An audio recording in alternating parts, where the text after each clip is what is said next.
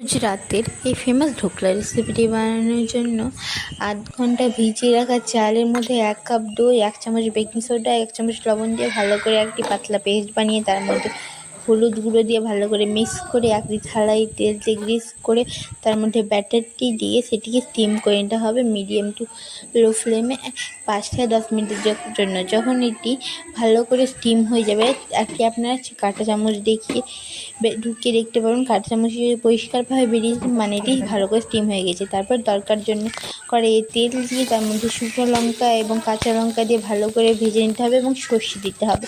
যখন সেগুলিকে ভালো করে ভাজা হয়ে যাবে তার মধ্যে দিয়ে দেবেন চিনিটি যখন ভালো করে নাড়তে থাকবেন যাতে লেগে না যায়। চিনিটি যখন মেল্ট হতে আসবে তখন তার মধ্যে দিয়ে দেবেন ১ কাপ জল।